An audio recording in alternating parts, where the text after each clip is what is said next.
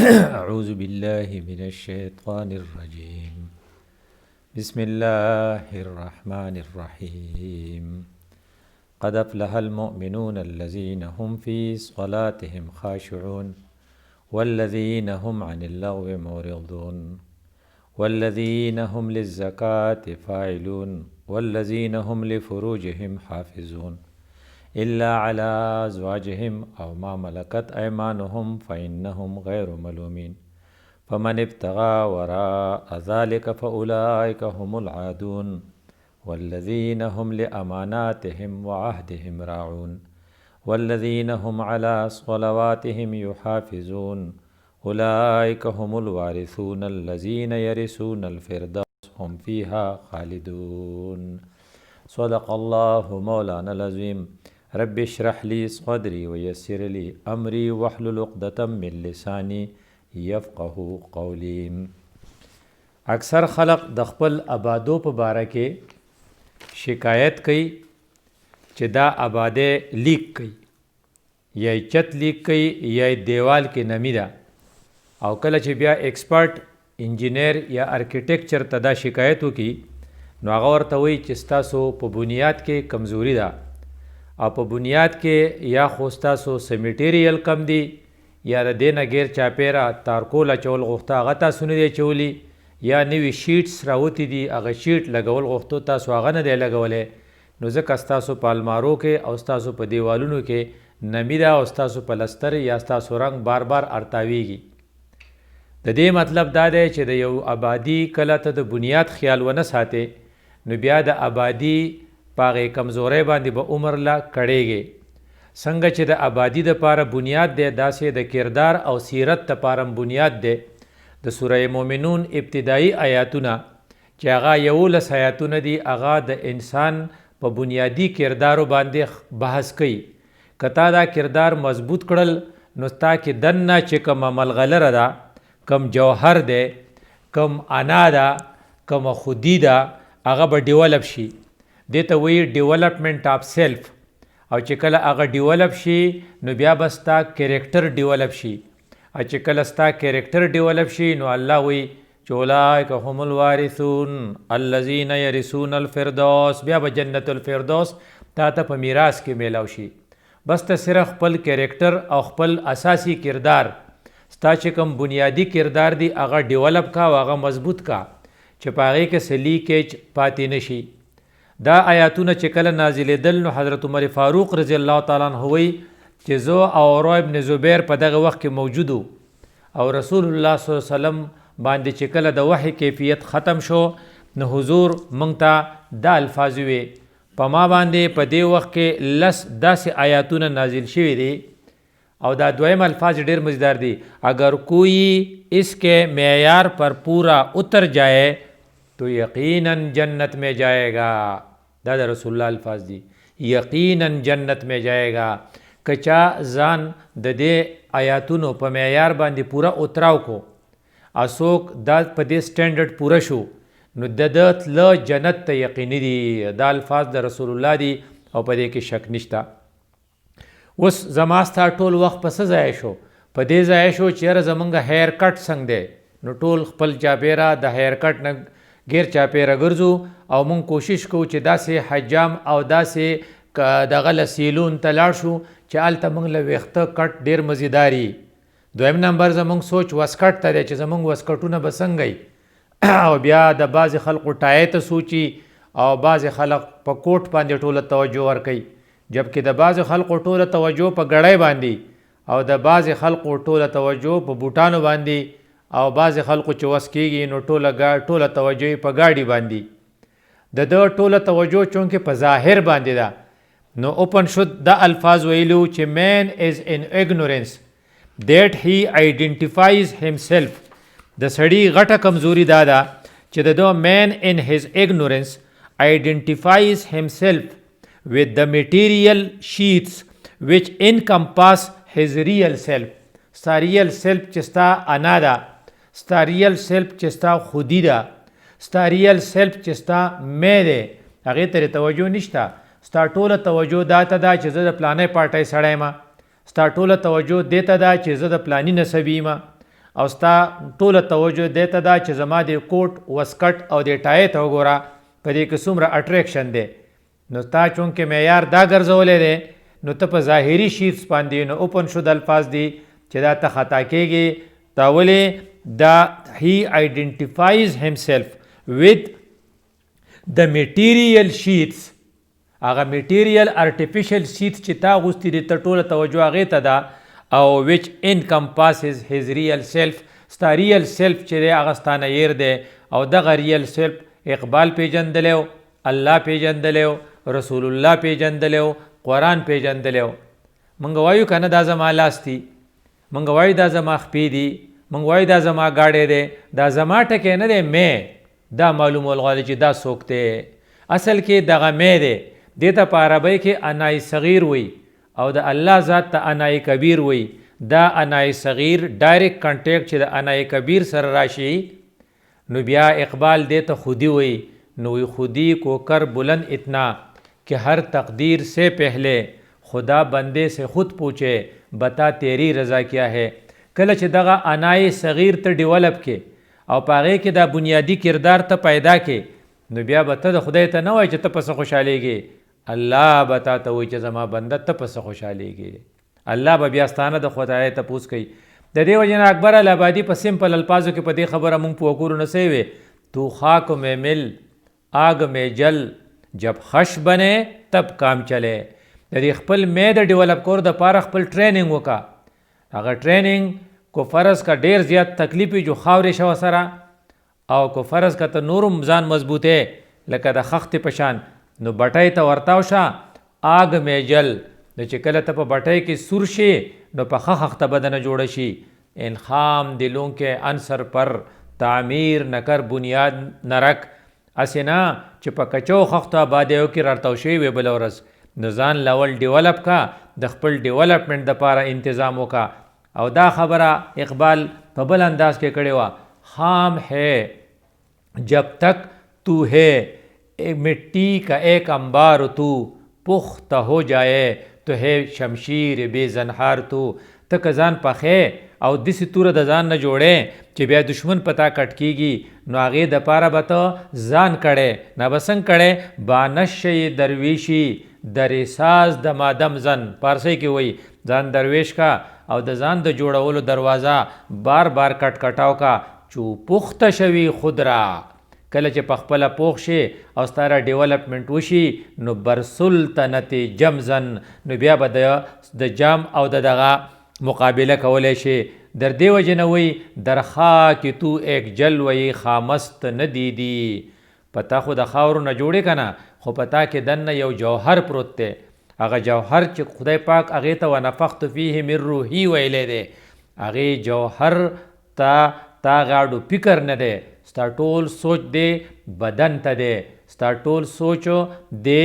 خپل سپیشیز ته دی نو پریزرویشن آف سیلف په ډوډۍ پسې لګېدلی چې چېرته بلډ پرشر مې ونه غورځېږي او چېرته ټپ نه شمه او چېرته په شاک کې لاړ نه شمه او تب د سیلف غم هغه پریزرویشن آف سیلف بیا پریزرویشن آف سپیشیز چې زما نسل چېرته ختم نشي نو بیا وایي چېره واده وکړمه بچي مې وشي نو د بچو غم اخیستی خو هغه خپل تا کې چې دننه کم جوهر دی ته خبر نه در خاک تو ایک جلوه خامست نه دیدي په تا کې یو ډېره جلوه ده خو تا لیدلې نه ده دیدن دیگر آموز شنیدن دیگر آموز لږ غونته کې نور کتل زده که او لږ اورېدل زده که د دې وجې نه قرآن په سوره مومنون کې د انسان چې کوم شکل موږ ته ښوولی نو هغې ته هغه انګریز د فرانس هغه ډاکټر صاحب هغه مورس بوکای اریان شوی چې کله دا آیاتونه ولیدل ولقد خلقنا الانسان من سلالة من طین ثم جعلناه نطفة في قرار مکین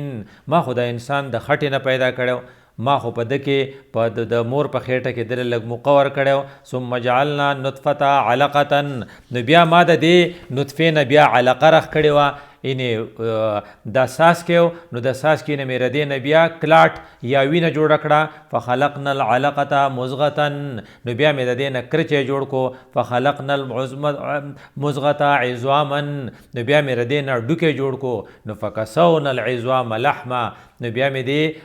هډوکي ته بیا غوښه دغه کړه ور واغوستوله نو ثم انشأناه خلقا آخر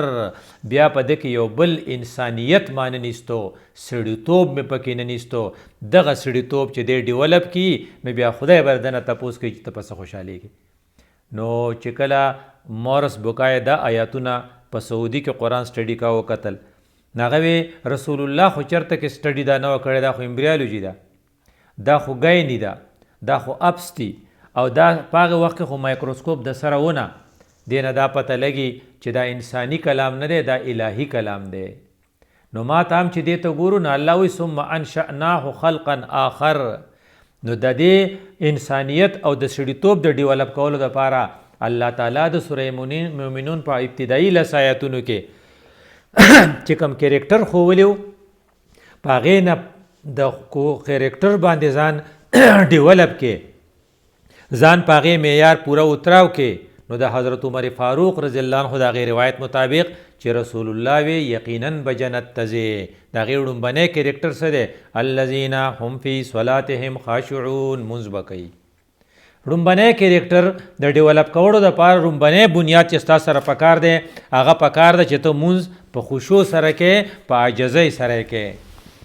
مونځ په اړه کې رسول الله صلی الله علیه وسلم چې کومه خبره کړې وه هغه یې دا ویلي و چې ګورئ تاسو دپاره الله تعالی چې کوم شی فرض کړی نو هغه وایي 5 صلوات افترضهن الله پتا الله 5 منځونه فرض کړي دي نو ګوره ورته اوس من احسن وضوءهن چا چې دی او 10 ښایسته وکړو وصلهن او دا 5 منځونه یې وکړل واتم رکوعهن وخشوعهن خو په دې کې ظاهري رکوع او سجده هم ټیک وکړل په رکوع کې سم ټیټ شو په سجده کې سم پریوت د سجدې د رکوع په مخ کې لږ سټی وکړو او خپل اندامونه یې ځای له لاړل خو ورپسې وی وخشوعهن د زړه د اخلاصه الله تعالی ته متوجه نو کان له علی الله عهد ان یغفر له خدای دا لوس کړی دی چې دی به بخي اوس د دې نه بله غټه خبره خو نشته که نه رسول الله وی روایت دی د عباده ابن صامت نه حدیث احمد مسند احمد او ابو داود دواړو ذکر کړی دی نو کمزور حدیث خو نه شو که نه نو چې کله ته دا مونځ کې او په مونځ کې خشوع وي خشوع څه ته وایي وی خشوع ځه ته وایي چې صرف د اندام په لحاظ سره الله ته متوجه نه یې بلکې د زړه په لحاظ سره هم متوجه او چې کله یو سړي د مانځه په دوران کې د خپلو جامو او د خپلې ګیرې سره لبې کولې نو رسول الله صلی الله علیه وسلم دا الفاظ وی لو خشع قلبه خشعت جوارحه که د په زړه کې خشوع وی نو د لاس خپو به هم خشوع کړې وه دی به یو ځای بل ځای حرکت په مانځه کې نه کوه د ما ستا دپاره د دې شرط د ګټلو دپاره چې ته بنیادی اساسی کردار تا ته میلاو شي په هغې کې ړومبنی شرط چې دی هغه مونځ دی او مونځ په وخت دی او مونځ په خشوع دی د دې وجه نه فرمایي چې د ایمان او د کفر په منځ کې فرق کرنے والی چیز څه شی دی هغه مونځ دی نو ړومبی خبره وشوه دویم ورپسې وی چې کم خلق مونځ کوي د مانځه نه پس دویم کردار چې دی والذین هم عن اللغو مورزون د لغویاتو نه ځان ډډې ته ساتي کم سړی چې فضول ډسکشن نه نه وزګار کم سړی چې په فضول مجلسونو کې هر وخت ناسي کم سړی چې هغه کارونه کوي چې په هغې کې نه د بدن څه فایدی نه پکې د آخرت څه فایدی نه پکې د باطن څه فایدی دې ته لغویات وایي ناروا ځان له شی دی لغویات ځان له شی دی لکه تاش کول شو کیرم بورډ کول شو ټوله ورځ په حجره کې کېناستل او لرګي بلول او د یوې د بلې قیسې کول دا په لغویاتو کې دي دې وجه نه چې کوم خلق د شپې په حجرو کې اور بلی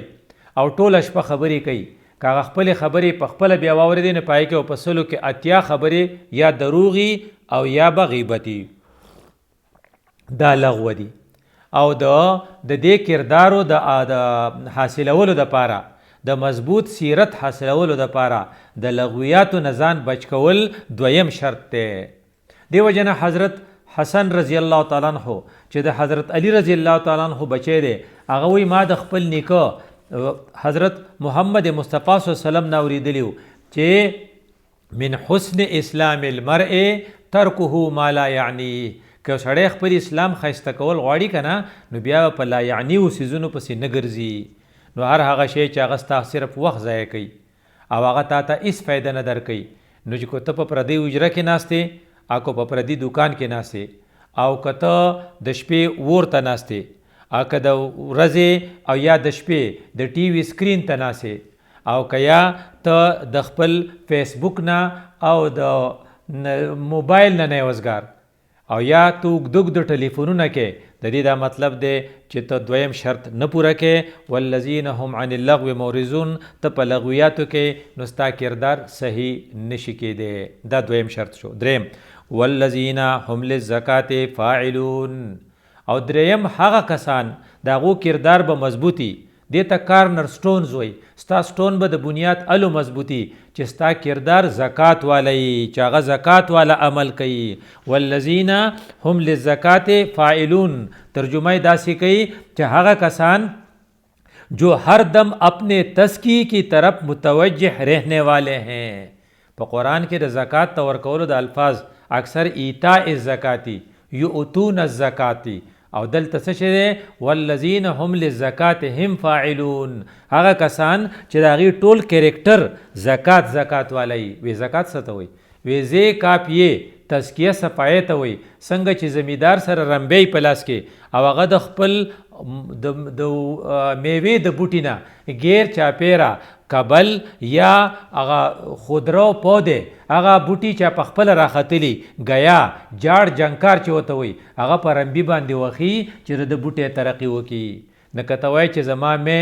زما انا زما روح زما ضمیر ترقی وکي، نو کم شی چې ردی په ترقی کې حائل دی اب لرکې رمبي په پلاس کې رواله. نو کم شی د ټولو نغټ شی د مال مینا د دنیا مینا ده. نو د مال او د دنیا د مینې د ختمولو د پاره دا رمبی ترواله د الله په لار کې خپلې پیسې ولګوه. نو یو خدا را چې ته به په کال کې زکات ورکې، نو دغه زکات چې ته ورکې د دې سره بستا مال پاک شي.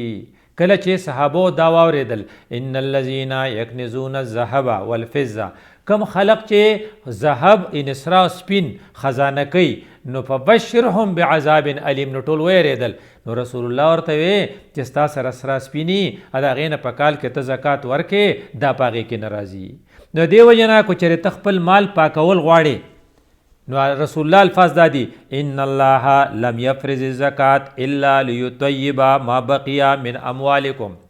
ستاسو د باقی مال د پاکولو د پاره الله زکات فرض کړی دی. نو کو ستا سره 100 روپۍ او دا غینه کال پسته 2.5 روپۍ ورکې، ستا سره نصاب پوره شي نو 2.5 روپۍ ورکې، نو ستاره 97.5 روپۍ به پاکی شي. اکوار نه کې نو دا په پلیتیږي، دا بیا کنس شو. نو په دې باندې به تا د پاره بیا عذاب علیم دی. نو د عذاب علیم نه د ځان بچ کولو د پاره ته به زکات ورکې. خو بیا فرمایي ان فی المال حق سوى الزکات، د زکات نه علاوه چې ته د زکات کریکټر ادا کې زکات فاعلونی یوازې به زکات نه ورکې، بلکې د زکات نه علاوه به صدقات ورکې ترو اوټ د ایر. بیا وی لکل شیء زکات، د هر شي خپل خپل زکاتی. او زکات الجسد الصوم، دا خپل بدن دی، دا فیټس دی، دا وزن دی زیاتیږي، نو کله کله نفلی روزې نیسه کنه، دا ستاره بدن زکات دی. فرض روزې بم نیسه خو نفلی روزې او پکې نیسه، ځکه چې ستاره بدن به بیا ټیک شي، د بیا غټیږي نه، د غټېدو نه کوي بچ کې د بدن نه د زکات ورکا. بیا وی چې کو ته فرض که د کور نه زکات ورکې، نو د کور د زکات د پاره یو لفظ ویلی چې کم خلق په کور کې بیٹک جوړ کی، مهمان خانه جوړه کی، دا د هغې زکات دی.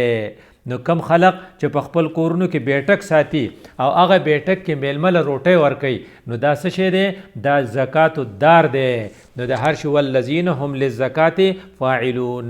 دا دریم شرط شو. څلورم شرط دا دی والذین هم لفروجهم حافظون. کو فرض کته مضبوط کریکټر غواړي، نو بیا به د خپلو شرمګاهونو حفاظت کوي. ویره شرمګاهونو حفاظت دا چې په دې فیملی کې او په دې سوسایټۍ کې به 6 ډسپلینی میل او فیمیل، ښځې نر به یو ځای نه،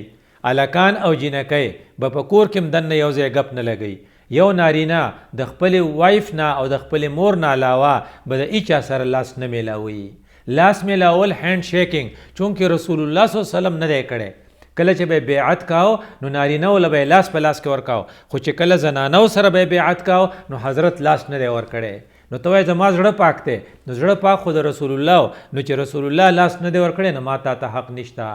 د دې وجه نه په کور کې دننه زنانه د پردې اهتمام کوي او صادر به په سروي او صادر به یې غټ پي نری لوپټه به نه چې پای کې ویښته ښکاري. حضرت عایشه رضی الله تعالی عنها چې خپله ورېره د عبدالرحمن لور ولیده چې د هغې لوپټه نری ده نو زر یې تلر کړه او غټه لوپټه یې راواغسته د هغې په سر کې خدا او دا الفاظو من رق صوبه رقه دینه، د چا چې جامه نری شوه ته پوه شوه چې د دین هم نری شو. نو د لفروجهم حافظون د پاره د ټولو نړمبنی شرط د پردې اهتمام دی، د سیګریګیشن اف سیکسز نارینه او زنانه د یو بل نه جدا ساتل دي. سیکس جذبه ډیره زیاته پورټنټ ده، نو شریعت هم د دې اعتراف کړی دی. نو یو نارینه تر څلورو زنانو سره د واده کول به یک وخت اجازت دی، خو د دې نه علاوه په بله طریقه باندې سیکس مکمل طور منې کړی دی که هغه په هره طریقه باندې. او د هغې نه علاوه پخوا چې وینځې وی چې هلته هم ته کولی شي خو بل ځای به نه کې. نو کوم ځای کې چې لفروجهم حافظون خبره یې وکړه نو هغه یې دې دپاره وکړه چې په کومه سوسایټۍ کې سیکس ډسپلن نه او جنسي بېرحروي هغه بیا سوسایټي نه هغه بیا لیټریني یا سنډاسي.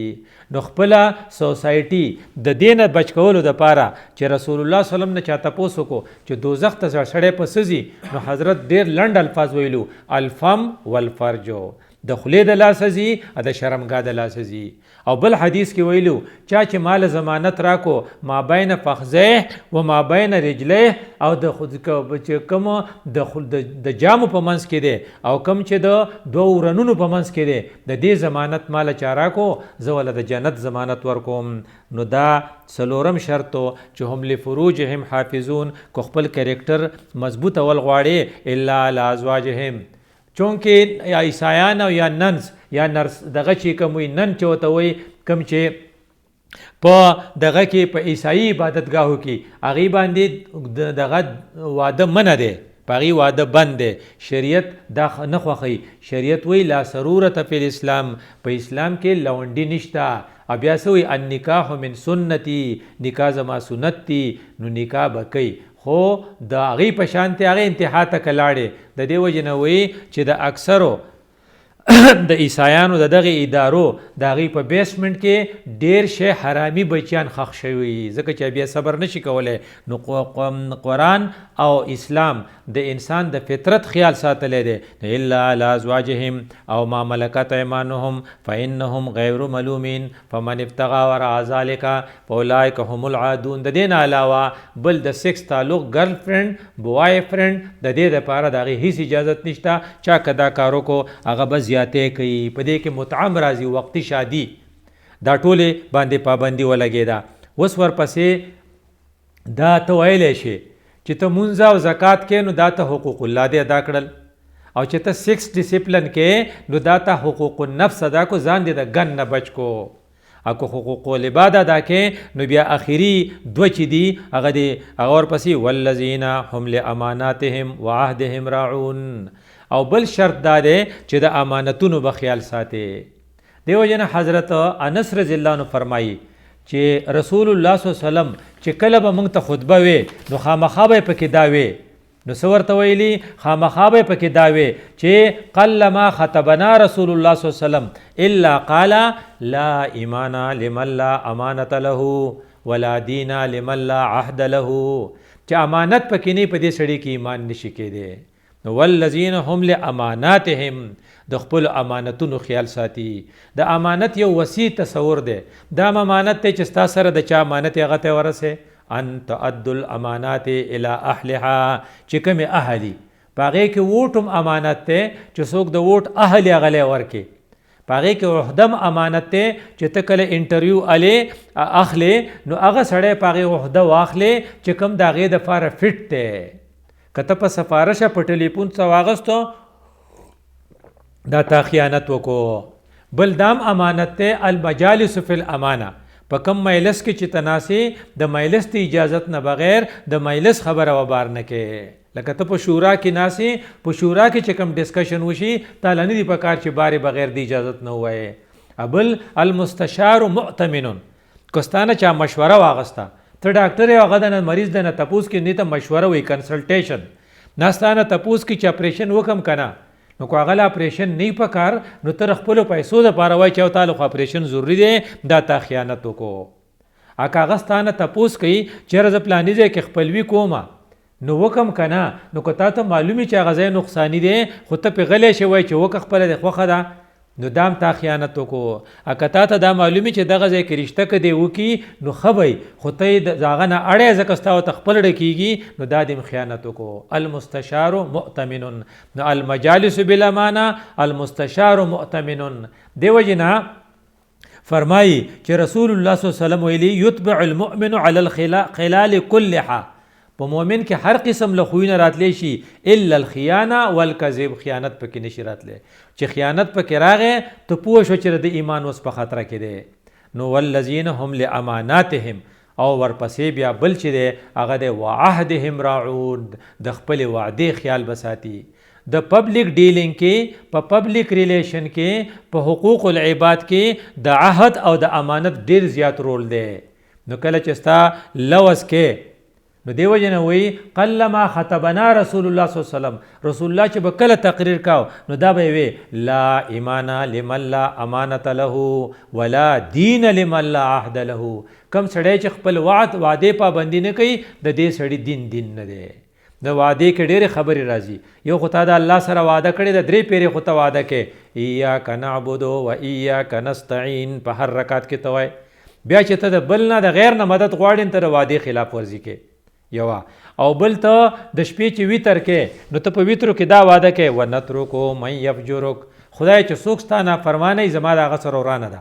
بیا د ټولو نافرمانو جنډې ته په خپل کوټه باندې او په خپل بیلډینګ لګولې، په هغې پارټۍ کې بیج دی لګولې. وای لکه تا چې اوس هلته وي چې ونترکو من یفجرک، ته بیا وای یاره لوی بد خنزیر دی زموږ دا پارټۍ والا او د دې نه بدعمله نور څوک نشته، خو څه وکړم اوس ډله پره ده نو دا تر دې وعدې خلاف ورزي کې. او بیا دا چې الستو بربکم تا ته خدای ویلیو اتا لوس کړو چې بلا، او بیا هم ته د نوکرۍ د پاره رشوت ورکې. نو ته رشوت د نوکرۍ د پاره ځکه ورکې چې ستا دا یقین دی چې ستا رب تعالی ډوډۍ نعوذ بالله نشي درکولی. دا خو د الله سره لوزونه دي. بیا د مخلوق سره لوز دی چې کله ته چا سره لوز وکې نو یا هغه لوز چې په لیکلو کې راشي لکه ملازمت، ته وایې زه به نوکري کوم، یا د جماعت رکنیت چې د یو جماعت د رکنیت فارم ته ډک کې، یا د نوکرۍ ته ساین وکې په هغې باندې، نو دا تا لیکلی لوز وکړو. نو تا ویلي چې زه به مزدوري کوم، زه به په 8 بجې راځم، په 2 بجې به ځم، او په 1 یا په 30 تاریخ به تاله تنخوا درکوي. که هغه تنخوا نه درکوي نو هغه د عهد خلاف ورزي کوي. که ته ډیوټۍ له په ټایم نه ځې، په 10 بجې ځې، او ته په 12 بجې چوټي کې ته د عهد خلاف ورزي کوې. او دې وجې نه رسول الله صلی الله علیه وسلم ویلو چې په ایمان په مؤمن کې هر خوی کېدی شي خو خیانت پکې نشي کېدی. نو تا د عهد خلاف ورزي ته کې د عهد خلاف ورزي ستا لا دین لمن لا عهد له، چې کم سړی وعده وکړه نو هغه او وعده پابندي نه کوي د ده څه دین نشته. حضرت ډېر په خوږ انداز کې ویلیو وی چې عن ابن عباس، دا د ابن عباس رضی الله عنه روایت ده، فرمایي د خپل رور سره 3 خبرې چرته ونه کې. څنګه؟ ولا تماره اخاکا، خپل رور سره جنگ مکوا. وشو دویم ولا تمازحه، په خپل رور پورې ټوکې مکوا. کله چې ته په خپل رور پورې ټوکې شروع کې په هغې ټوکو کې هغه ریاکشنري شي، چې ریاکشنري شي نو جنگ شروع شي، نو خلک وایي په ټوکو کې جنگ وکړو. نو ولې د ټوکې کولې؟ د پیغمبر خبرې منه کنه، په خلکو پورې ټوکې مکوا، په خلکو پورې مذاق مکوا. او دریمه خبره کوي ولا تعده موعدا فتخلفه، چرته وسره داسې وعده مکوه چې بیا مخالفت کې. دې وجه نه د وعدې کول نه مخکې څو پیرې سوچ وکړه ان العهد کان مسؤولا، چې دی خو څه کې خو خدای به رانه تپوس کوي. نو چې کله ته وعده وکړې دا ټولې خبرې چې یو ځای شوې نو په اخر کې وې والذین هم علی صلواتهم یحافظون. صلوات ټکې وي، صلات واحد دی، صلوات جمع دی، د خپلو ټولو منځونو حفاظت کوي، مطلب دا چې کم سړی د ماسخوتن مانځله نه ځي دی په دې کې فعل شو، کم سړی د سار مانځله نه ځي دی په دې کې فعل شو، ځکه صلوات دي د ټولو منځونو حفاظت په پکاري. او دې وجه نه یو حضرت عبدالله ابن عمر رضی الله عنه روایت دی چې کم سړی به زمونږ په زمانه کې د ماسخوتن یا د سار په مانځه کې نه مونږ به په هغه شک کوو چې دا منافق دی، چې دا بیسیک کریکټرز تا په بنیاد کې رالل، دا اساسی کردار دی، تا ته به څه میلاو شي، دې ته وایي جنت کی بشارت. نو الله په آخر کې فرمایي اولئک هم الوارثون، دی به په میراث وړي، دی میراث وړونکي دي د څه شي، الذین یرثون الفردوس، دی به فردوس جنت الفردوس په میراث کې وړي، هم فیها خالدون، هلته به همیشه څوک به یې ترې وباسي نه. الله دې موږ ته نصیب کړي. اقول قولی هذا استغفر الله لي ولکم ولسائر المسلمین.